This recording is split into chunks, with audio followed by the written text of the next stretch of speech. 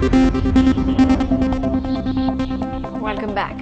Now, Kollywood actor Vijay has extended his thanks to Amma today for the resolution passed at the Assembly against Sri Lanka. The actor had said that the resolution to slap economic sanctions on Sri Lanka for its war crimes has brought a great relief for Sri Lankan Tamils who've been living as refugees within the country and all over the world. He also added that his prayers would continue for a situation when the Tamils in the island nation be treated as equal citizens.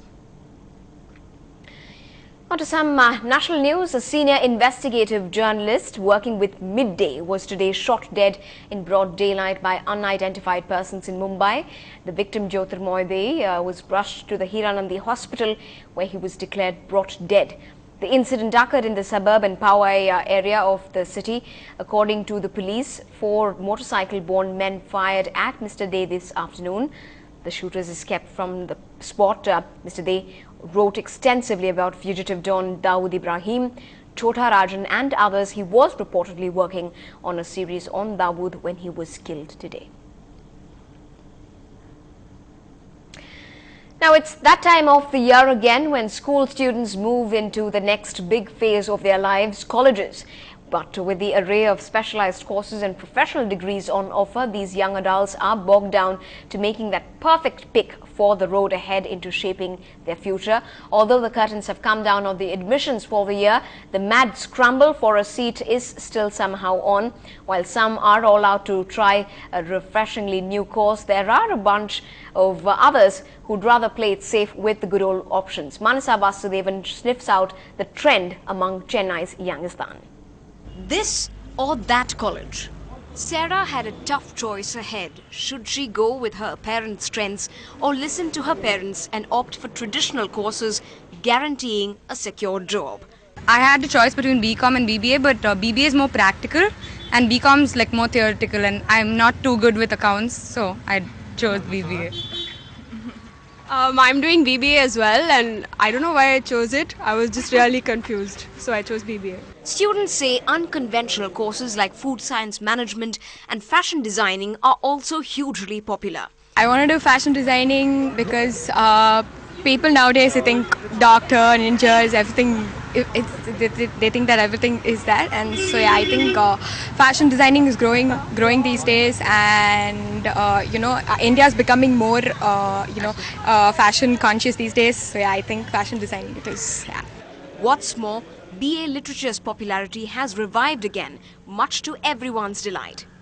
English literature now offers them a better job opportunity for them, because like lot of PPOs are there. They need to know English. And then when they go to a company or anywhere else, they like people who can speak in English. Because earlier, anybody who studied some particular course, they can do MA in English. And they can go and teach in a school. Now they say, in order to teach English in a school, the undergraduate degree should be in English. I think literature has, like before, it was looked at as the subject where you take if you don't get the marks or you don't get any other course, but literature is something which I'm generally interested in, and like I've gone through the prospectus and stuff and everything. It's drama and what's the other stuff? Drama, prose, painting. And yeah, and we're actually interpreting paintings and stuff, which actually looks quite interesting, and I've always been interested in English, so that's why I picked literature. And I'd be doing literature as well. I'm probably going to be her classmate, and I think it would help me get into courses like public relations and human resources and stuff, so yeah. Educationists say now it's time pure science too had a revival. I also want to appeal to the science students who are very bright. Let them come to the science and to do something uniqueness in research and find something for the people. Clearly, it's a nerve-wracking time for parents and students alike as they gear up for the rat race. In Chennai with Mansa, Evelyn Matthew for NDTV Hindu.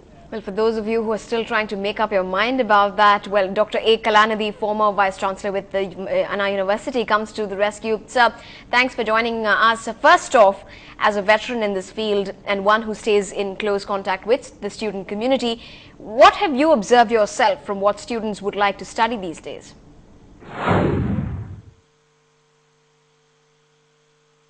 You see, the number of courses that are available in engineering are quite wide. but the students have their options not based on a long range planning. They look at the neighbors, what they talk, and accordingly they make a choice. So that way the current rush for the branches are: one for mechanical engineering, the second one for electronics and communication, third one is for civil engineering. All right, but there are so many courses by itself on offer. There is the demand and supply as well that is sometimes a huge challenge. The fact that jobs have to be ensured for these students as they pass out.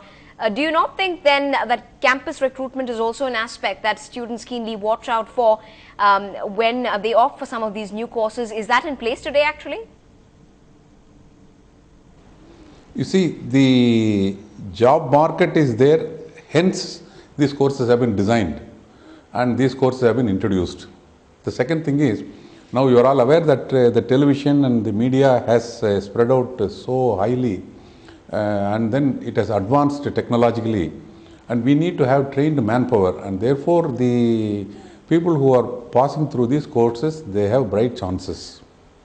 Right, so just to raise a point that we had brought up in our story, do you believe it's true that science-related courses these days are not really the first option, not even an option many a times, recording lesser takers over the past few years? Do you believe that is true? And if it is, why so? This is a cyclic phenomena. For some time, you find that the students choose engineering and engineering and engineering. And once it gets saturated and many students don't get a job, immediately you find that the students rush to BSc Chemistry, BCom and so on. So therefore, there is a shift that takes place every 10 years, 12 years, something like that. So this is not a fixed idea. And here again, there is no long range vision why they choose this and why they don't choose that. This is all, you know what the neighbors say, and they listen to those things and then make up a choice. Right, sir. That might be one side of the story, but there's also another side where still students are sometimes forced into taking up engineering courses as a safety net perhaps, but then after they go on to do what they love the most, perhaps pursue a career in journalism or even filmmaking. When will this mindset of the BE degree being a safety net really end? It will not, because you cannot purely look at it as an engineering degree. You will have to look at it as a socio-economic problem.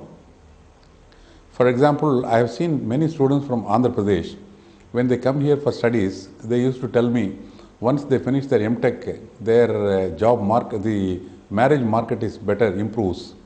And therefore, the purpose of them coming and doing their graduation or post-graduation is for improving their market in the marriage market. So therefore, this is all, it's a socio-economic problem, and as long as this socio-economic problem persists, the understanding of the degree as a tag will always continue to be there, and this cannot be eradicated. Well, I for one hope that changes soon enough. Just before we let you go, a final word of advice for some of the students who are listening in today. What should those who are applying to colleges today keep in mind? In future, whether you do your science program or engineering program, internet is going to play an important role. And that every one of us, whether he is a teacher in the Arts and Science College, whether he is the administrator in this Arts and Science College, or a student, they should realize that the internet is going to play an important role, and therefore they should make use of the internet in enhancing the understanding of their subjects, and in using this for the practical life. That is very important, and that will take every one of us march forward with a better understanding of life.